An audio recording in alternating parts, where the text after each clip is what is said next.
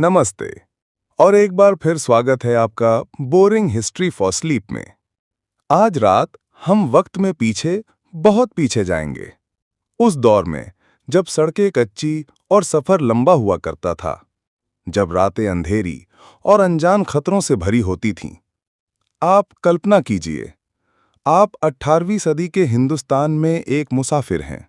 शायद आप तीर्थ यात्रा पर निकले हैं या फिर किसी दूर शहर में व्यापार करने जा रहे हैं। सूरज ढल चुका है और पेड़ों से छनकर आती आखिरी रोशनी भी अब फीकी पड़ रही है। आपके कदमों की आहट इस शांति को भंग कर रही है। मंजिल अभी दूर है और अकेलेपन का एहसास गहरा होता जा रहा है। तभी आपको कुछ दूर पर आग जलती हुई दिखती है। पास जाने पर पता चलता है कि वहां कुछ और मुसाफिर रुके हुए हैं। उनके चेहरे पर मुस्कान है। वो आपको आवाज देते हैं, आओ भाई बैठो, रात यहीं गुजार लो। साथ रहेंगे तो सफर आसानी से कट जाएगा। आप उनके साथ बैठ जाते हैं। वो आपको खाना देते हैं, आपसे आपके परिवार के बारे में पूछते हैं, आपके सफर की कहानियां सुनते हैं। उनकी बातों में अपनापन है, उनकी आंखों में विश्वास। आपको लगता है कि आप सुरक्षित हाथों में हैं, लेकिन आप गलत हैं, बहुत गलत। क्योंकि आपके ये नए दोस्त आपके हमदर्द नहीं, बल्कि आपकी मौत का सामान है। आज की ये कहानी भारत के इतिहास के सबसे संगठित और रहस्यमयी गुप्त पंथ की है। ये कहानी है ठगों की। ठगों की पहचान और उनका संगठन। ठग कौन थे, ये सवाल सदियों तक ब्रिटिश अफसरों को भी परेशान करता रहा। वे कोई अलग जाति, कबीला या धर्म के लोग नहीं थे। वे हिंदू भी थे और मुसलमान भी। दिन के उजाले में वे समाज का एक आम हिस्सा थे। कोई किसान था तो कोई दुकानदार, कोई सिपाही था तो कोई संगीतकार। उन्हें उनके पड़ोसी भी नहीं पहचान पाते थे। ये हुनर यानी ठगी उन्हें विरासत में मिलता था। पिता अपने बेटे को, चचा अपने भतीजे को इस पंथ में शामिल करता था। उनकी एक पूरी भाषा थी जिसे रामसी कहते थे, जिसमें वे अपने शिकार के सामने ही उसके अंजाम की योजना बना लेते थे और किसी को कानो कान खबर नहीं होती थी। उनका संगठन बेहद अनुशासित था। हर गिरोह का एक नेता होता था जिसे जमादार कहते थे। गिरोह के अलग अलग सदस्यों के काम बटे हुए थे। कुछ सोथा कहलाते थे। इनका काम था यात्रियों के समूह में घुसपैठ करना, उनसे दोस्ती करना और उनका विश्वास जीतना। वे सबसे मीठी बातें करते थे। फिर आते थे भुरतोटे यानी गला घोटने वाले। ये इस काम के माहिर होते थे। और अंत में लुगाई, जिनका काम था शिकार के बाद जल्द से जल्द कब्र खोदकर शव को ठिकाने लगाना। हर किसी को अपनी भूमिका पता थी। विश्वास जीतने की कला और अंतिम अंजाम। ठगों का सबसे बड़ा हथियार उनका धैर्य था। वे कभी जल्दबाजी नहीं करते थे। यदि उन्होंने किसी काफले को अपना शिकार चुन लिया तो वे उनके साथ दिनों, हफ्तों, कभी-कभी तो महीनों तक सफर करते। इस दौरान वे एक आदर्श साथी की तरह व्यवहार करते। वे बच्चों के साथ खेलते, औरतों का सम्मान करते और मर्दों के साथ सुख-दुख की बातें करते। वे इतना गहरा विश्वास बना लेते थे कि काफले के लोग अपनी सुरक्षा की जिम्मेदारी उन पर छोड़ देते थे। वे सही जगह और सही समय का इंतजार करते थे। आमतौर पर वे रात के तीसरे पहर को चुनते थे, जब नींद सबसे गहरी होती है। जगह ऐसी चुनी जाती थी जो बिल्कुल सुनसान हो, जहां से दूर दूर तक कोई और इंसान न गुजरने वाला हो।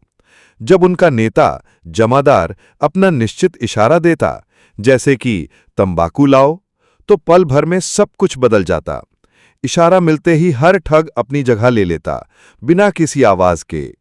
उनका अस्त्र था एक पीला रुमाल, हमेशा पीला, जो मौत का रंग माना जाता था। इस रुमाल के एक छोर पर एक चांदी का सिक्का सिला होता था, ताकि रुमाल को घुमाकर गले में फंदा डालने में आसानी हो। भुरतोते यानी स्ट्रैंगलर पीछे से शिकार के गले में रुमाल डालता, जबकि दो और ठग उसके हाथ और पैर पकड़ लेते। सब कुछ इतनी तेजी और शांति से होता कि शिकार को चीखने का मौका तक नहीं मिलता था। ठगों का एक सख्त नियम था, खून की एक बूंद भी जमीन पर नहीं गिरनी चाहिए। इसके बाद लुगाई अपना काम शुरू करते। वे एक खास तरह के भावड़े, जिसे कुस्सी कहते थे, से कब्र खोदते। इस फावड़े को भी अनुष्ठान के बाद पवित्र किया जाता था। शव को दफनाने से पहले उसके जोड़ों को तोड़ दिया जाता था ताकि गैस बनने से शव फूलकर जमीन से ऊपर न आ जाए। फिर सब कुछ साफ कर दिया जाता था, आग बुझा दी जाती, जमीन को आपस में मिला दिया जाता, मानो वहां कभी कोई रुका ही ना हो। सुबह तक ठगों का गिरोह अपने शिकार का सारा सामान लेकर आगे बढ़ चुका होता। देवी काली का पंथ और उनके विश्वास, ये सब केवल लूटपाट के लिए नहीं था। ठगों के लिए ये एक गहरा धार्मिक कर्तव्य था। वे खुद को हिंदू देवी महाकाली के अनुयायी मानते थे। उनकी पौराणिक कथा कहती है कि सृष्टि के आरंभ में एक ऐसा भयानक राक्षस था जिसका नाम रक्तबीज था। उसके खून की हर बूंद जो जमीन पर गिरती, उससे एक नया राक्षस पैदा हो जाता। देवी काली उससे युद्ध करते करते थक गईं। तब देवी ने अपने पसीने से 2 इंसान बनाए और उन्हें अपना पीला रुमाल देकर कहा कि वे इन राक्षसों का गला घोंट दें ताकि खून न बहे। उन 2 इंसानों ने देवी के आदेश का पालन किया और दुनिया को बचाया। ठग उन्हीं 2 इंसानों को अपना पूर्वज मानते थे। उनका विश्वास था कि वे देवी काली के आदेश पर दुनिया से बुरे लोगों को हटा रहे हैं। हर हत्या उनके लिए एक बलि थी, एक चढ़ावा। इसी वजह से वे औरतों, बच्चों, फकीरों, संगीतकारों और कुछ खास जाति के लोगों को नहीं मारते थे, क्योंकि ऐसा करना उनके धर्म में वर्जित था। वे शुभ-अशुभ शगुनों में भी गहरा विश्वास रखते थे। अगर सफर के दौरान उन्हें कोई बुरा शगुन दिख जाए, जैसे उल्लू का बोलना या उनके रास्ते से सांप का गुजरना, तो वे उस दिन के लिए अपनी योजना को रद्द कर देते थे। ठगी पंथ का अंत और कैप्टन स्लीमन। सदियों तक ठगों का ये राज चलता रहा। दिल्ली सल्तनत, मुगल साम्राज्य, सबने उनके अस्तित्व को महसूस किया, पर कोई उन्हें जड़ से उखाड़ ना सका। वे एक ऐसे भूत की तरह थे जो दिखता नहीं था पर अपना काम कर जाता था। पर 19वीं सदी में जब ब्रिटिश ईस्ट इंडिया कंपनी ने भारत पर अपना शिकंजा कसना शुरू किया, तो उनके लिए ठग एक बड़ी समस्या बन गए। ये सिर्फ कानून व्यवस्था का मामला नहीं था, बल्कि व्यापार का भी था। ठगों के डर से व्यापारियों के काफिले सुरक्षित नहीं थे, जिससे कंपनी को नुकसान हो रहा था। तब 1830 के दशक में इस काम का बेड़ा उठाया एक ब्रिटिश अफसर, कैप्टन विलियम हेनरी स्लीमन ने। स्लीमन एक साधारण सिपाही नहीं थे। उन्होंने ठगों को समझने में सालों लगाए। उन्होंने उनकी भाषा रमासी सीखी, उनके रीति रिवाजों को समझा। स्लीमन जानते थे कि इन्हें पकड़ना नामुमकिन है जब तक कि इनके भेद न खुले जाएं। उन्होंने अप्रूवर सिस्टम यानी सरकारी गवाह बनाने की नीति अपनाई। वे ठगों को पकड़ते और उनके सामने एक प्रस्ताव रखते, अपने साथियों के नाम बताओ, उनके ठिकाने बताओ और हम तुम्हारी सजा कम कर देंगे या माफ कर देंगे। शुरुआत में कोई ठग बोलने को तैयार नहीं हुआ। अपने पंथ से गद्दारी उनके लिए सबसे बड़ा पाप था। लेकिन फिर फेरिंगियान नामक एक ठग ने चुप्पी तोड़ी। उसके बाद जैसे एक बांध टूट गया। एक के बाद एक ठग सरकारी गवाह बनने लगे। उन्होंने सदियों पुराने राज खोले, अपने साथियों के नाम बताए, कब्रों की जगहें दिखाईं। स्लीमन के पास जल्द ही हजारों ठगों की एक पूरी लिस्ट तैयार हो गई।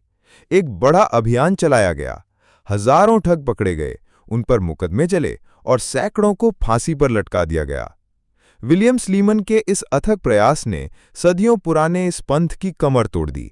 1870 तक आते आते ठगी का अस्तित्व लगभग पूरी तरह से खत्म हो चुका था।